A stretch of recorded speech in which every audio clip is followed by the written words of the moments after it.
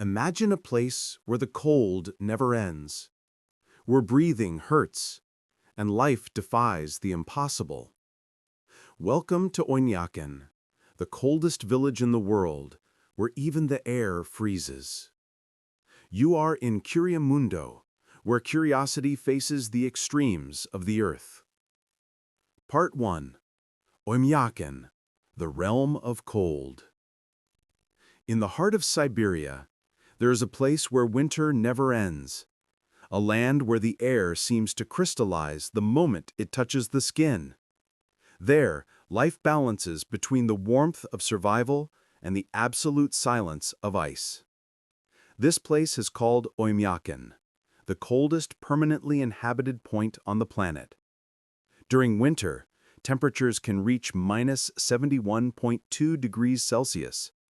In this deadly range of cold, the air cuts like invisible blades, and just a few minutes of exposure can leave marks forever. In Oinyaken, even breath becomes sound. Every exhale cracks like dry wood, while human vapor turns into crystals before it even touches the ground. The village, surrounded by mountains and isolated by frozen roads, is home to about 800 people. It is a tiny dot in the vast white immensity of Siberia, a place where cold governs time, space, and the destiny of those who live there. Oinyaken rests on permafrost, a layer of eternally frozen soil that can reach hundreds of meters deep. Nothing grows on it. There are no green forests, no crops, no flowers. The earth has been imprisoned in ice for thousands of years. When the sun appears, for only a few hours, it illuminates a motionless scene. Snow-covered houses seem to float on white clouds. Smoke from chimneys rises slowly, freezing before it disappears. Here, the cold is not just a climate.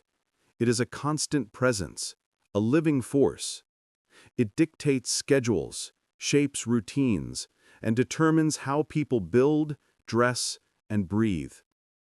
Houses are built with ancestral wisdom. Each house is made of multiple layers of wood and insulation, designed to preserve heat. Windows are triple sealed against the wind. Attics are filled with sawdust and frozen earth, keeping the warmth inside. Underground, nothing can be dug. The ice is as hard as stone.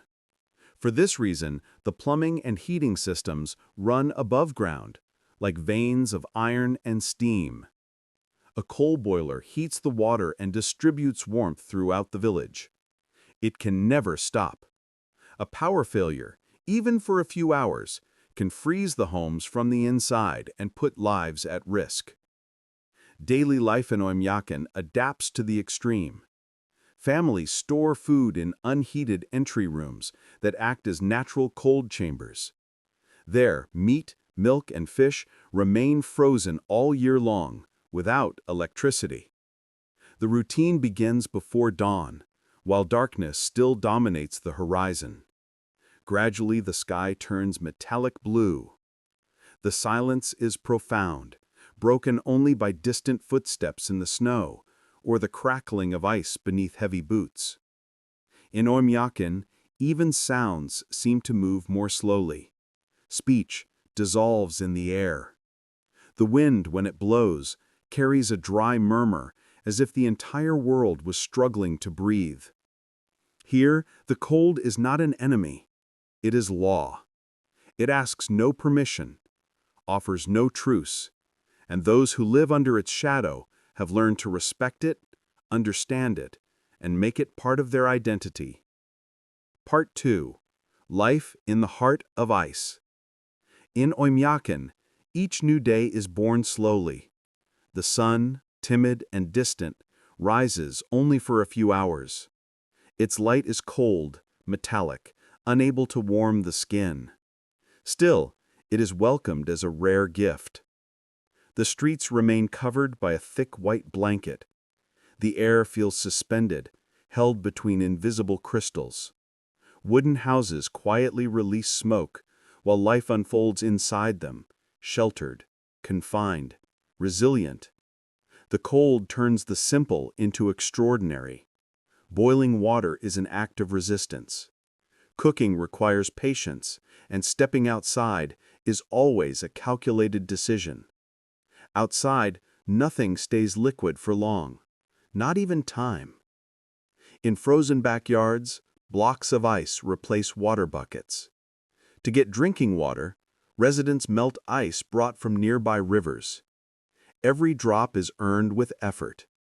The boilers roar day and night, fed by coal. Fire is the invisible heart of the village. Animals, too, have adapted to the tyranny of the climate.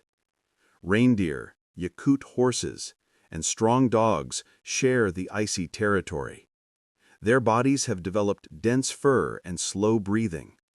They endured temperatures that would be fatal for most creatures. In small farms, livestock live in heated barns. Even so, the steam from their nostrils freezes in the air. The routine is harsh. Milk freezes before it can be collected, and metal buckets stick to hands if touched without protection. Life in Oymyakon is guided by a collective instinct for survival. There is no rush. There is no room for carelessness. Everything is planned, from the firewood stock to the path between one house and another. At school, children learn wrapped in layers of wool. The walk there takes place under the absolute silence of snow. And on some days, classes are canceled when the temperature drops below -50 degrees Celsius. Yet education remains a source of pride. Children's voices, muffled by scarves, are the warmest sound in the village. Local commerce is simple. Small shops sell essentials: fuel, food, thermal clothing, and tools. Fresh fruits and vegetables are rare. The menu is mostly meat, fish, and frozen milk. Raw fish, sliced thin, is a common food, naturally frozen, preserved by nature itself. When the wind blows, it carries ancient memories. Oymyakon was once a resting point for nomadic herders. The name comes from the Yakut language and means water that does not freeze, a reference to a warm spring that still flows under the eternal ice. This spring is the symbol of the impossible. Even in one of the coldest places on Earth, there is a point where life insists on remaining liquid. During winter, darkness rules for nearly 21 hours a day. Night seems endless. The stars shine with startling clarity, as if the universe were closer there. And under this deep sky, the village breathes in unison, surrounded by the distant sound of expanding ice. Despite the isolation, Oymyakon is not soulless. It pulses in every fire, in every muffled laugh inside the houses, in every gaze that faces the cold without fear. Residents do not live against the ice. They live with it. It is a coexistence shaped by necessity, but also by respect. Here, the cold teaches. It teaches patience, humility, and the value of every small gesture. In Oymyakon, the simple act of lighting a fire is a celebration of life. Narration, Part 3. The Spirit of Ice. Amid the absolute silence of the Arctic, there is an ancient soul that inhabits Oymyakon. It is not made of stone or fire. It is made of ice, wind, and memory. Here, time does not pass. It accumulates, frozen in layers, like the land itself. The traditions of the Yakut people survive the cold like embers beneath snow. They warm the spirit when the body no longer feels heat. Every gesture, every ritual, every story told around the fire connects past and present. The locals believe that nature has a spirit. The ice, the river, the mountains, the wind, all are living beings with their own will. They are not enemies, but teachers. One must respect them, or the cold will deliver its lesson harshly. Before hunting, men offer a small gift to the land: a handful of milk, a piece of meat, a whispered word carried by the wind. It is a way of asking for permission, of thanking the forest for its generosity. For them, hunting is not domination, it is communion. In the village center, a small school preserves the Yakut language. Children recite poems about winter, sing old songs, and learn that their land is a symbol of resilience. While the world modernizes, they grow up hearing that to live here is to understand silence. Festivities are rare but intense. New Year's is the most anticipated moment. Even with temperatures below -60, residents gather to celebrate. Colored lights